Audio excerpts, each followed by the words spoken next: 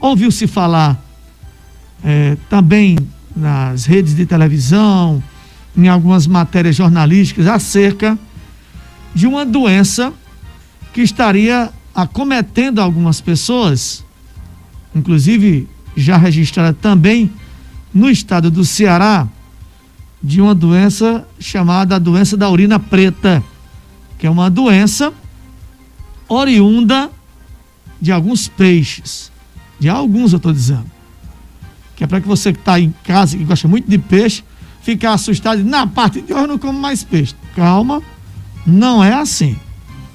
O Samuel Bezerra está aqui conosco, ele vai falar de algumas dessas, quais são as características, inclusive, atenção às pessoas que vendem peixe, que revendem peixe, que consomem peixe. Acho que essa matéria agora é de interesse de todos eles.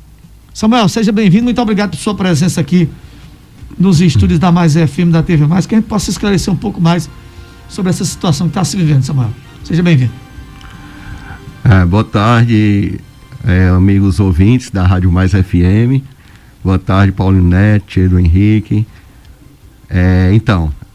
A Secretaria da Saúde, né, primeiramente, a gente informa que estamos atentos para qualquer caso que surja inesperadamente aqui no nosso município com relação a qualquer doença que a gente chama de surtos, né? São doenças não são endêmicas, né? Que não são típicas da nossa região, não são comuns, né? Mas que essa doença da urina preta realmente ela foi registrada aqui no estado do Ceará, em outros estados no Amazonas também, Pernambuco e Pará também, e Bahia. Então, essa doença da urina preta, ela é conhecida como a doença de RAF. A doença da urina preta, eu já começo tranquilizando a nossa população, dizendo que não existe nenhum caso registrado de doença de urina preta aqui no nosso município. A vigilância sanitária está sempre articulada com a vigilância epidemiológica. Já ontem eu conversava com a doutora Dásila, coordenadora da vigilância epidemiológica, tá? A Secretaria da Saúde está atenta através das vigilâncias, tá? E o que é que a gente fala sobre a doença da urina preta, né? Paulinho Neto, com tantos vídeos que circulam em WhatsApp, a gente vive numa era de fake news, de desinformações, né? E aí a gente tem que ter cuidado para não estarmos propagando desinformações ou notícias mentirosas, né? Infelizmente, às vezes se propaga, né, aquilo e a gente não vai conferir diante de um site mais confiável, diante de um site científico, né, diante de um site de uma secretaria, né, de um governo, né, seja municipal, estadual, são notícias federal. Oficiais, notícias oficiais, exatamente. Então, não há nenhum caso de urina preta aqui no nosso município. Essa doença, eu vou explicar, ela é transmitida mesmo através de alimento, de peixes de água doce e crustáceos, tá?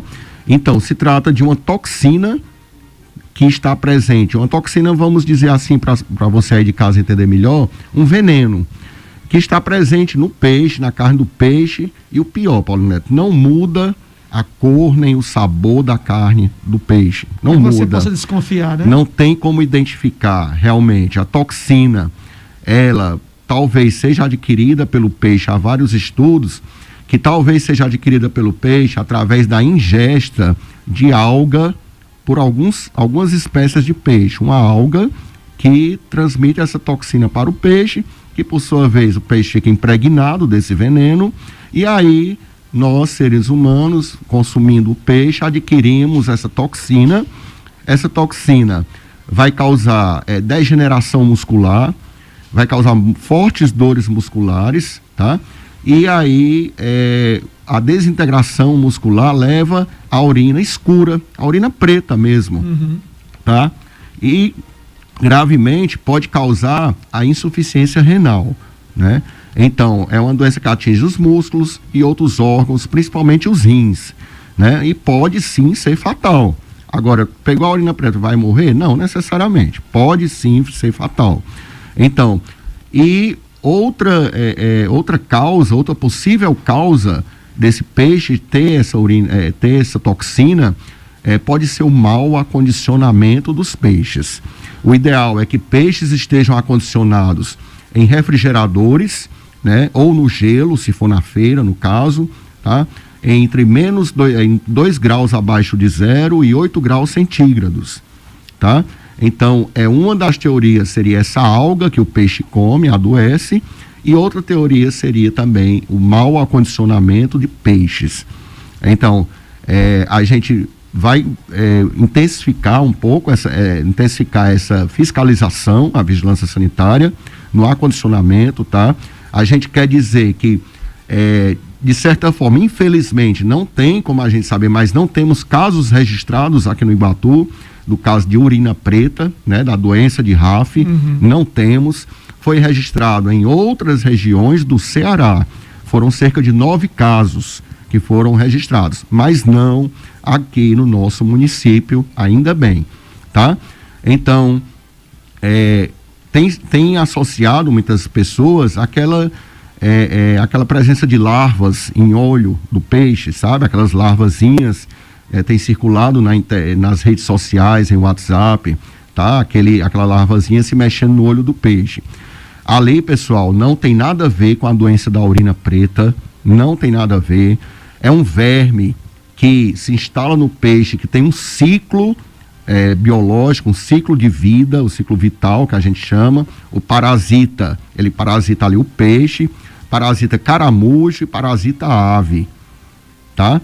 Então, após você comprar um peixe desse e fazer a limpeza, tirar as vísceras do animal, fazer o bom cozimento, a boa fritura, não vai oferecer nenhum risco ao ser humano.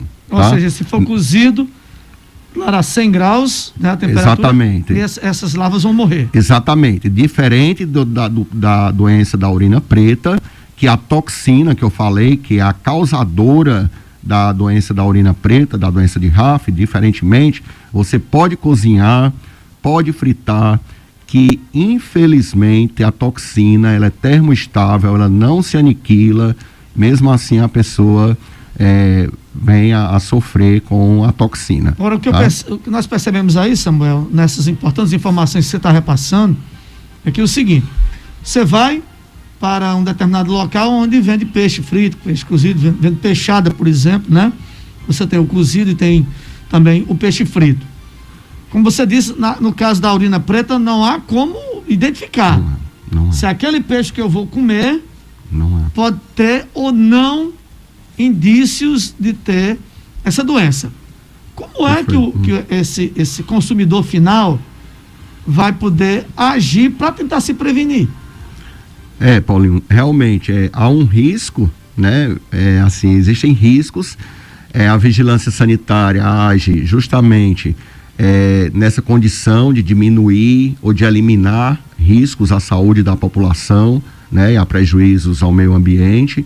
Então, cabe, assim, de uma certa, realmente ao órgão de vigilância sanitária uma fiscalização mais intensa. Nós vamos intensificar, como eu acabei de falar, a fiscalização do acondicionamento desses peixes, porque uma das teorias seria que peixes mal acondicionados passariam a fabricar, né, a produzir essa toxina, e aí essa toxina, após ingerida, né, através da carne do peixe, causaria a doença da urina preta. Eu digo assim porque nos parece assim muito difícil, até mesmo, por exemplo, eu tenho aquele cara que compra o peixe de fora, esse peixe é trazido, ele também não tem como saber, porque primeiro ele não é especialista, como você está dizendo, mesmo quem não dá para reconhecer, porque o peixe não apresenta nenhuma característica diferente, consequentemente esse peixe será revendido para alguém que vai cozinhar em casa. É realmente muito delicado. Dá para a gente dizer que peixes são assim mais suscetíveis a esse tipo de situação? Então, cada estado, cidade, né, é típico, né, o consumo de certos peixes, né? Então, lembrando mais uma vez que não apenas em peixes de água doce, como em crustáceos, como camarão, tá? Que pode a gente apresentar esse risco, né, de doença transmitida por esses alimentos, né, de DTA, no caso a doença da urina preta.